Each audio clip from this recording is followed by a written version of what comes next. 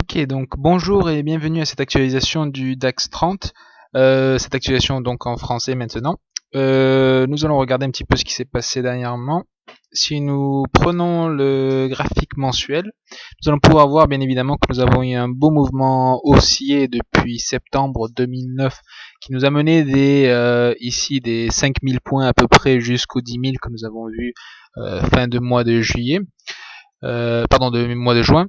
Nous avons commencé donc ensuite fin juillet, nous avons amorcé quand même une chute que nous avons pu identifier grâce à une divergence baissière classique qui s'est formée entre les deux sommets ici que je vous montre avec le curseur.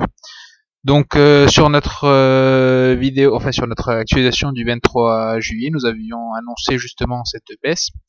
Et si nous regardons maintenant le graphique journalier, nous allons pouvoir voir justement ce que nous vous disions. Comme vous pouvez voir sur les lignes pointillées bleues, ici la petite, ici et celle-là, nous avons plusieurs divergences baissières classiques qui se forment.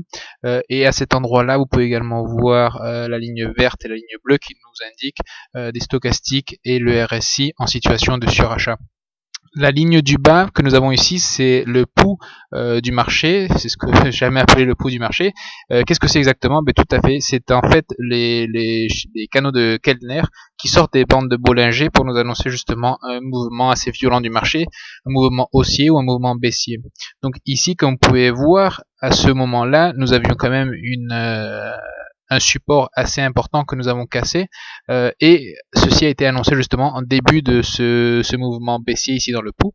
Et ici, nous avons perdu justement la force et l'intensité de ce mouvement baissier. À ce jour, le 13,08 s'est caractérisé par un mouvement rouge plus obscur. Et donc, comme vous pouvez voir, nous avons commencé un pullback qui devrait nous mener à la moyenne mobile 21.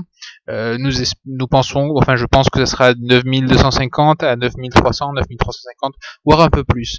Néanmoins, ceci demeure un pullback. La tendance principale est baissière.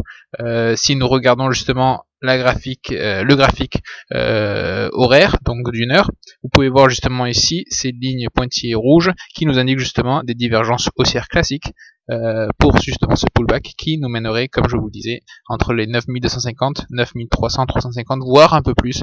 Néanmoins, rappelez-vous que la tendance principale est baissière et devrait nous mener vers les 8000 voire 7700 points. Donc c'est tout pour le moment. Si vous avez besoin d'aide, si vous avez des questions, n'hésitez pas à nous contacter directement par la page de eToro. Nous répondons directement à vos questions ou par notre page de Facebook. Merci bien pour tout et à la prochaine.